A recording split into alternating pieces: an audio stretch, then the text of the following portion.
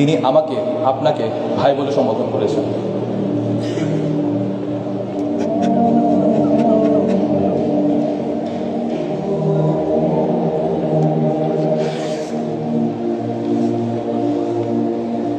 আম্মা জান আয়েশা রাদিয়াল্লাহু তাআলা আনহু একবার রাসূল সাল্লাল্লাহু আলাইহি ওয়াসাল্লামের কাছে দোয়া চাইলে তিনি এমন মন ভরে দোয়া করলেন যে আম্মা জান খুশিতে হেসে ফেললেন। নবীজি তখন জিজ্ঞেস করলেন, আয়েশা, আমার দোয়া কি তোমাকে আনন্দ দিয়েছে?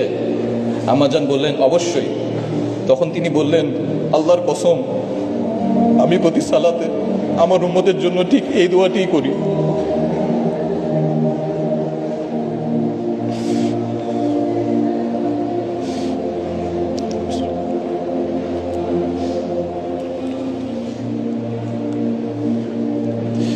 চিন্তা করুন, প্রতি সালাতে তিনি আপনাকে বলেননি 1400 বছর আগে মদিনার নির্জন রাতে যখন সবাই ঘুমিয়ে, তখন একজন মানুষের চোখ ভিজে যেত আপনার ফিকিরে।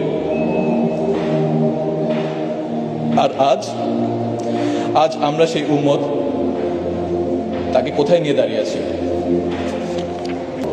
কিন্তু আজ যদি রাসূল সাল্লাল্লাহু আলাইহি ওয়াসাল্লাম ফিরে আসতেন, যদি তিনি দেখতেন তার সেই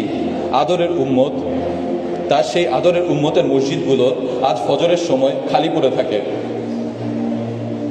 যদি তিনি দেখতেন তার ভাইয়েরা আজ অশ্লীলতায় মত্ত,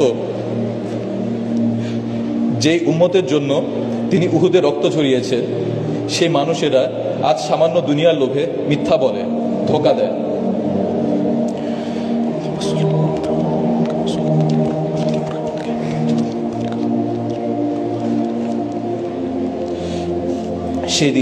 যেদিন আকাশ ফেটে যাবে, নক্ষত্রগুলো খসে পড়বে, ইয়া নফসি ইয়া নফসি বলে সবাই পালাতে থাকবে।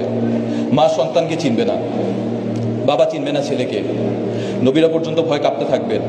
সেদিন একজন মানুষ আল্লাহর আরশের নিচে দাঁড়ায় সেজদায় পড়ে থাকবেন, আল্লাহর আরশের নিচে সেজদায় পড়ে থাকবেন।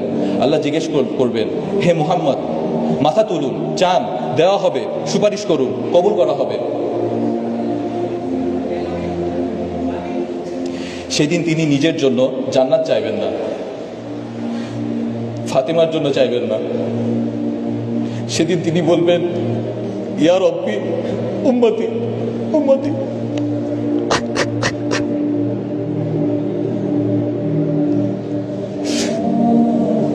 হে আল্লাহ, আমার উম্মত